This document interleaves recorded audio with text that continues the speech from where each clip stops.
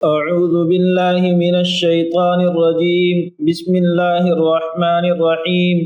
وقالوا لن يدخل الجنة إلا من كان هودا أو نصارى تلك أمانيهم قل هاتوا برهانكم إن كنتم صادقين بلى من أسلم وجهه لله وهو محسن فله أجره عند ربه ولا خوف عليهم ولا هم يحزنون.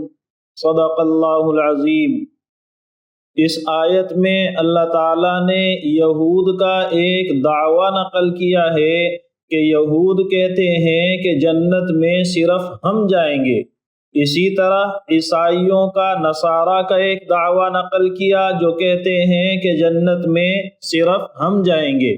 دونوں دعوے اپنی اپنی جگہ پر صحیح ہیں، اس وجہ سے کہ جب حضرت موسیٰ علیہ السلام یا آپ کے علاوہ بنو اسرائیل کے دوسرے انبیاء دنیا میں تشریف لائے ہیں، اس زمانے میں یہی دعویٰ اللہ کی طرف سے تھا کہ جو یہودیت کو اختیار کرے گا وہی جنت میں جائے گا، اور جو یہودیت کو اختیار نہیں کرے گا وہ جنت سے محروم ہے. اسی طرح حضرت عیسیٰ علیہ السلام کے زمانے میں یہی دعویٰ بالکل اللہ کی طرف سے تھا کہ جو حضرت عیسیٰ علیہ السلام پر ایمان لائے گا وہی جنت میں جائے گا، اور جو ایمان نہیں لائے گا وہ جنت سے محروم ہے. اسی لیے قرآن کریم یہ دونوں الفاظ یہودیوں کے متعلق انا ہدنا الیک نقل کرتا ہے. یہودی کہتے ہیں کہ اے اللہ ہم تیری طرف توبہ کر رہے ہیں، متوجہ ہوتے ہیں. عیسائیوں سے جب حضرت عیسیٰ علیہ السلام نے سوال کیا تھا من انصاری الی اللہ، کون میری حمایت کرے گا، اللہ کا دین لوگوں تک پہنچانا چاہتا ہوں، مشکلات ہیں، رکاوٹیں ہیں، کون میرے ساتھ کھڑا ہوگا؟ اس وقت میں عیسائیوں نے کہا تھا نحن انصار اللہ. تو وہاں یہی الفاظ انہوں نے استعمال کیے، انا نصارہ کے الفاظ انہوں نے استعمال کیے. قرآن یہاں انہی الفاظ کو نقل کرتا ہے. تو یہ الفاظ بہت اچھے ہیں، دعویٰ بھی کسی زمانے میں بہت اچھا تھا، لیکن جب قرآن یہاں نقل کر رہا ہے تو اس وقت دو برائیوں کی طرف خاص طور سے ہماری توجہ قرآن دلا رہا ہے. پہلی برائی، دونوں دعوے ان کی شریعت میں اس زمانے میں صحیح تھے. جب عیسائیت آئی تو اب یہودیت منسوخ ہو گئی. حضرت موسیٰ علیہ السلام یا ان کے بعد کے بنو اسرائیل کے جتنے نبی تھے ان کی شریعت ان کے زمانے میں تھی، حضرت عیسیٰ علیہ السلام کے تشریف لانے کے بعد اب نہیں ہے. اسی طرح حضرت عیسیٰ علیہ السلام کی شریعت ان کے زمانے میں تھی. آخری نبی حضرت محمد صلی اللہ علیہ وسلم جب دنیا میں تشریف لے آئے اب نہ یہودیت ہے نہ عیسائیت ہے. چنانچہ کل آپ نے جب سنا تھا حضرت عمر بن خطاب رضی اللہ عنہ کا مختصراً تذکرہ ہم نے کیا ایک واقعے کے ضمن میں. وہاں اللہ کے رسول نے کیا فرمایا تھا؟ حضرت موسیٰ علیہ السلام بھی اگر حیات ہوتے ان کے لیے بھی میرے اوپر ایمان لانے کے علاوہ دوسرا راستہ نہیں تھا. تو آخری نبی کے تشریف لانے کے بعد پہلی تمام شریعتیں منسوخ، اور جو شریعت منسوخ ہو گئی اب اس کا اعتبار نہیں کیا جاتا. تو پہلے یہ دعویٰ اچھا تھا، اب اچھا نہیں ہے. لیکن اس سے بھی زیادہ باریک دوسری چیز ہے جس کی طرف قرآن ہماری توجہ دلاتا ہے، اور وہ کیا کہ یہ یہودی دعویٰ کرتے ہیں کہ ہم اس جنت میں جائیں گے. کب جائیں گے؟ جس حالت میں ہیں اسی حالت میں جائیں گے. یعنی حضرت عیسیٰ علیہ السلام پر ایمان نہ لائیں، حضرت محمد صلی اللہ علیہ وسلم پر ایمان نہ لائیں، پھر بھی ہم جنت میں جائیں گے. عیسائیوں نے یہی دعویٰ کیا ہم ہی جنت میں جائیں گے. یعنی حضرت عیسیٰ علیہ السلام تک جتنے نبی ہیں سب پر ایمان ہیں. انجیل کے اندر تمام انبیاء پر ایمان لانے کی دعوت ہے، اور یہ ان تمام پر ایمان لاتے ہیں، آخری نبی کا انکار کرتے ہیں. تو ایک نبی کو نہیں مانتے عیسائی، اور دو نبی کو کم سے کم نہیں مانتے ہیں یہودی، اور پھر دعویٰ کرتے ہیں کہ ہم ایمان والے ہیں اور ہم جنت کے حقدار ہیں. قرآن کہتا ہے تفریق بین الرسل، کہ رسولوں کے درمیان میں فرق کر کے کہ کچھ پر ایمان لاؤ اور کچھ پر ایمان نہ لاؤ، تمہارا یہ دعویٰ غلط ہے. اللہ کے یہاں ایمان شرط ہے جنت میں جانے کے لیے، اور ایمان کا مطلب اللہ کی ذات پر پورا ایمان ہو، اور رسولوں پر ایمان کا مطلب تمام انبیاء تمام رسولوں پر ایمان ہو۔ ایک رسول کا انکار بھی اللہ کی نظر میں ایسے ہے جیسے کسی بھی رسول پر آپ ایمان نہیں لائے ہیں۔ تو جب ایک رسول کا آپ نے انکار کر دیا، اب آپ کے ایمان کا کوئی اعتبار نہیں، پھر بھی آپ امید لگا رہے ہو کہ ہم ہی جنتی ہیں۔ قرآن نے کہا تلک امانیہم، میری شرط پوری کیے بغیر جنت میں داخلے کی تمنا محض تمنا ہے۔ لیکن آپ قرآن کے الفاظ کو پھر توجہ کے ساتھ میں دیکھیں، امانیہم امنیتن، ایک امید، ایک آرزو، ایک خیال ذہن کے اندر پکا لینا، اس کو امنیہ کہتے ہیں، اور ایک سے زیادہ کو امانی کہتے ہیں۔ یہاں دعویٰ ایک ہے، لیکن قرآن نے کہا یہ ان کے خیالات ہیں، ان کے ذہن میں اٹھنے والی ان کی تمنائیں ہیں۔ کیا ہیں وہ تمنائیں؟ یہ کہتے ہیں کہ ہم سے حساب نہیں ہوگا، ہم حساب سے محفوظ ہیں، ہم اللہ کے لاڈلے اور اس کے چہیتے ہیں، جنت میں ہم ہی جائیں گے، لن يدخل الجنت الا من كان هودا، یعنی ہمارے علاوہ کوئی دوسرا نہیں جائے گا، ہم جائیں گے کوئی دوسرا نہیں جائے گا۔ صرف خود کو دعوے دار سمجھتے ہیں، خود کو حقدار سمجھتے ہیں۔ اسی طریقے سے ہم انبیاء کی، اللہ کے نیک بندوں کی اولاد ہیں، ہمارا مقام کسی بھی دوسرے انسان سے بہت بلند ہے۔ اس طرح کے بے شمار خیالات ان کے ذہنوں میں تھے، تو قرآن نے کہا یہ ان کی محض تمنائیں ہیں۔ قُلْ هَاتُوا بُرْهَانَكُمْ إِن كُنتُمْ صَادِقِينَ، اے نبی آپ کہہ دیں کہ اپنی دلیل لے کر کے آؤ اگر تم اپنے اس دعوے میں سچے ہو۔ یہ قرآن کریم نے ہمیں ایک ضابطہ دیا، ایک قاعدہ دیا۔ آپ جب دنیا میں رہ رہے ہیں، کوئی بھی دعویٰ آپ کرتے ہیں تو اس دعوے پر اگر کافی ثبوت، کافی دلائل موجود نہ ہو، اس دعوے کو قبول نہیں کیا جائے گا۔ آپ کی ذمہ داری ہے کہ ثبوت اور دلائل پیش کریں۔ اللہ کے رسول صلی اللہ علیہ وسلم جب لوگوں کو دین کی دعوت دیتے ہیں تو ساتھ میں کیا کہتے ہیں؟ قُلْ هَٰذِهِ سَبِيلِي أَدْعُو إِلَى اللَّهِ عَلَىٰ بَصِيرَةٍ أَنَا وَمَنِ اتَّبَعَنِي، میں لوگوں کو جس راستے کی دعوت دے رہا ہوں وہ یہ ہے، اور میں اور میرے پیروی کرنے والے بصیرت پر ہیں۔ ہمارے پاس اپنے دعوے کے لیے کافی دلائل موجود ہیں۔ قرآن کریم کا انداز آپ دیکھیں، قرآن جب ایمان کی بات کرتا ہے، چاہے اللہ پر ایمان ہو، اس کی صفات پر ایمان ہو، قرآن کے دعوے ہوتے ہیں اللہ تعالیٰ کی توحید، اللہ تعالیٰ کی قدرت، اللہ تعالیٰ کا علم، اللہ تعالیٰ کی بہت سی دوسری صفات جب قرآن ذکر کرتا ہے، ان کے ساتھ عام طور سے قرآن کریم دنیا کی تخلیقات کو ذکر کرتا ہے۔ دنیا میں جو بڑی بڑی چیزیں اللہ نے پیدا کی ہیں، جن چیزوں سے ہم اور آپ روزانہ فائدہ اٹھاتے ہیں، غور نہیں کرتے ہیں، قرآن ان دعووں کے ساتھ ان چیزوں کے اندر غور کی ترغیب دیتا ہے، غور کرنے کی دعوت دیتا ہے۔ یعنی یہ دلائل ہیں، آپ دیکھو گے، دھیان دو گے، اللہ تک پہنچ جاؤ گے۔ اسی طرح قرآن جب ہمیں کسی حکم پر عمل کرنے کی بات کرتا ہے یا کسی کام کے منع کرنے کے وقت اس سے رکنے کی بات کرتا ہے، تو اس میں ہمارے نفع اور نقصان کو ظاہر کرتا ہے۔ یعنی آپ کسی عمل پر چلو، آپ کسی بات کا عقیدہ رکھو، اس کے پیچھے کوئی اچھی بنیاد، کوئی اچھی وجہ ضرور ہونی چاہیے۔ تو یہودیوں سے کہا کہ لاؤ دلیل کیا ہے اگر تم اپنے اس دعوے میں سچے ہو۔ یقیناً تمہاری کتابوں کے اندر وہ دعوے ہیں، لیکن وہ دعوے ویسے نہیں جیسے تم سمجھ رہے ہو۔ اس دعوے کا حاصل یہ ہے جو قرآن یہاں ذکر کرتا ہے، بلا کیوں نہیں، من اسلم وجہہ للہ وہو محسن فَلَهُ أَجْرُهُ عِنْدَ رَبِّهِ وَلَا خَوْفٌ عَلَيْهِمْ وَلَا هُمْ يَحْزَنُونَ۔ اللہ کے یہاں قاعدہ ہے، دو چیزیں ضروری ہیں۔ پہلی چیز، جو اللہ کے سامنے اپنی ذات کو جھکا دے، اپنے آپ کو سرنڈر کر دے، اللہ کے حکم پر لبیک کہے، اللہ نے جو حکم دیا اس پر عمل کرے۔ دنیا کا یہ نظام ہے کہ کوئی بھی شخص جب کمزور ہو، کسی کے ماتحت ہو، اس کو وہ بڑا آدمی کام کرنے کے لیے کہے، وہ فوراً لگ جاتا ہے۔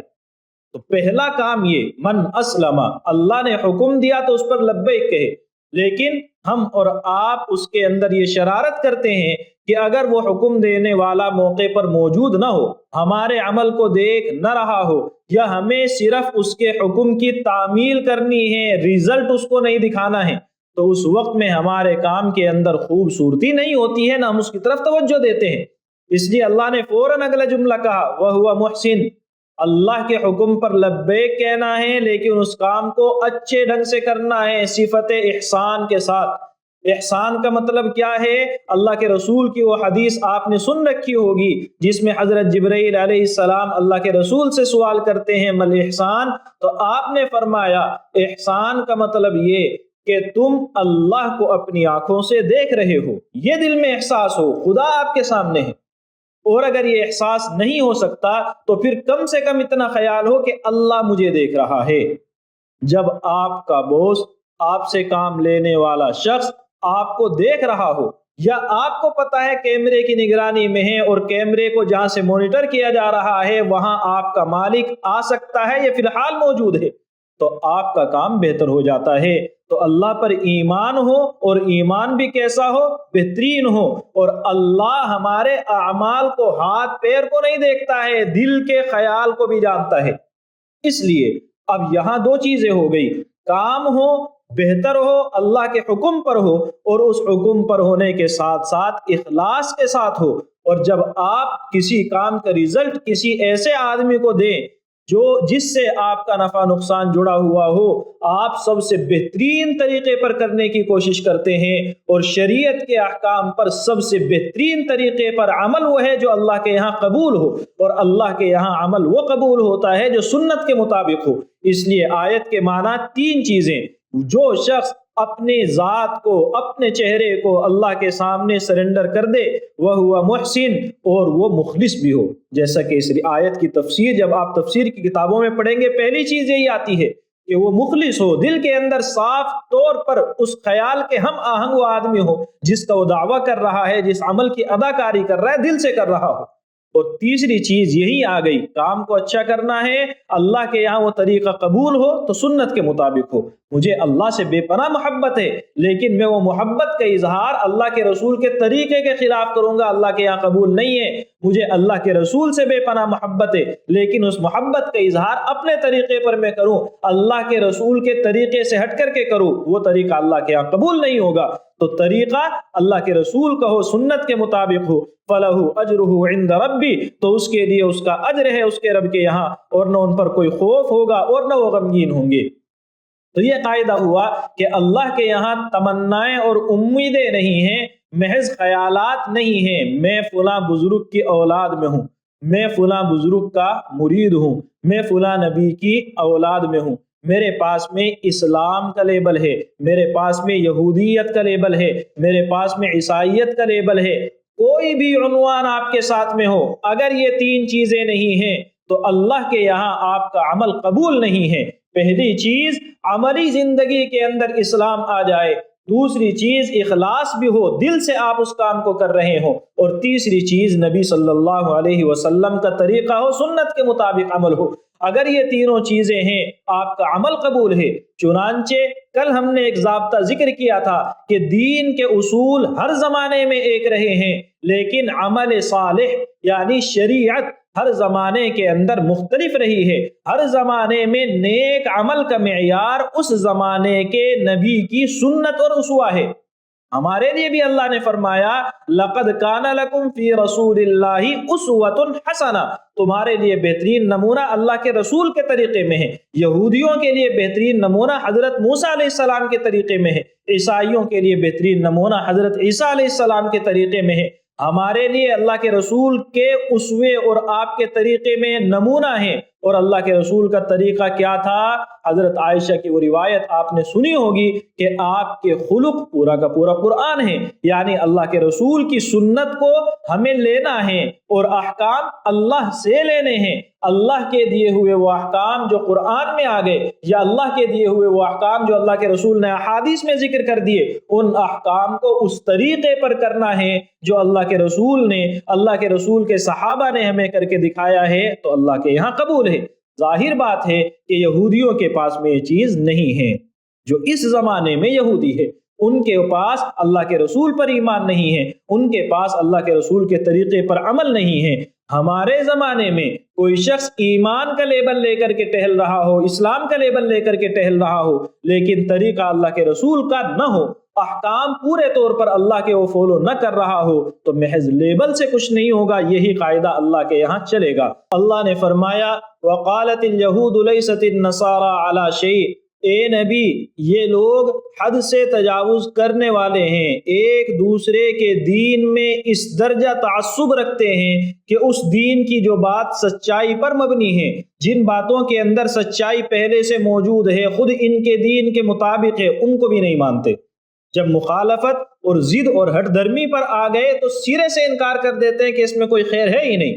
یہودیوں کا یہی حال ہے، عیسائیوں کا یہی حال ہے۔ جو عیسائی حضرت موسیٰ علیہ السلام کو نبی برحق سمجھتے ہیں، تورات کو اللہ کی کتاب سمجھتے ہیں، حضرت عیسیٰ علیہ السلام کے دنیا میں تشریف لانے سے پہلے اس مذہب کے مطابق عمل بھی کرتے تھے، اب کہتے ہیں کہ یہودیوں کے پاس میں کوئی دین ہے ہی نہیں۔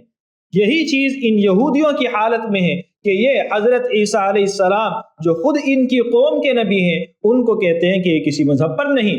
یہی چیز مشرکین کے اندر ہے، وہ بھی کہتے ہیں کہ یہ کسی مذہب پر نہیں ہے۔ سرے سے ہر ایک دوسرے کے دین کو بالکل باطل ٹھہراتا ہے، اور کیوں ٹھہرا رہا ہے؟ اپنے دین سے تعصب میں۔ تو جو آدمی اس درجہ آگے نکل جائے گا وہ آپ کی بات کو کیسے قبول کرے گا؟ تو یہ اگر آپ کے اوپر ایمان نہیں لاتے تو وجہ یہ نہیں کہ اسلام کی، آپ کے دین کی حقانیت اور سچائی ان کو معلوم نہ ہو، بلکہ وجہ یہ ہے کہ یہ لوگ ذاتی طور پر دشمنی رکھتے ہیں اور اس دشمنی میں کسی بھی حد سے آگے نکلنے کے لیے تیار ہیں۔ وقالت اليہود لیست النصارى علی شیء، یہودی کہتے ہیں کہ نصارہ کسی قابل اعتبار چیز پر نہیں، کہ ان کا دین کوئی معتبر دین ہو، ایسا نہیں ہے۔ نصارہ کہتے ہیں کہ یہودی کسی قابل اعتبار چیز پر نہیں ہے، جبکہ دونوں کے دونوں یہ کتاب پڑھتے ہیں۔ تورات کے اندر اس دین کی سچائی جو عیسائیوں کے پاس موجود ہے، انجیل کے اندر اکثر احکام تورات کے مطابق ہیں، بلکہ عیسائی لوگ اپنے مذہب کے زیادہ تر ان احکام پر عمل کرتے تھے جو تورات میں تھے۔ انجیل میں احکام کم ہیں، نصیحتیں زیادہ ہیں، اس کے باوجود ایک دوسرے کی مخالفت کرتے ہیں۔ تو یہ کتاب کو پڑھتے ہیں جن کتابوں کے اندر ان کی سچائی موجود ہے، پوری حقیقت ان کے سامنے ہے، اور جن کتابوں کے اندر آپ کے دین کی حقانیت موجود ہے۔ کذالک قال الذین لا یعلمون مثل قولہم، اسی طرح وہ لوگ جن کے پاس آسمانی شریعت نہیں ہے وہ بھی اسی طرح کی باتیں کرتے ہیں۔ فاللہ یحکم بینہم، تو اللہ ان کے درمیان قیامت کے دن فیصلہ کر دے گا۔ ان چیزوں میں جن میں یہ اختلاف کرتے تھے وہاں حقیقت کھل جائے گی کہ کون صحیح مذہب پر تھا اور کس کا دین باطل تھا، کون اللہ کے یہاں مقبول ہوا اور کون جہنم کا حقدار بنا۔ اللہ تعالی ہمیں صحیح ڈھنگ سے اپنے دین کو سمجھنے اور اس پر عمل کرنے کی توفیق عطا فرمائے۔ وآخر دعوانا ان الحمد للہ رب العالمین۔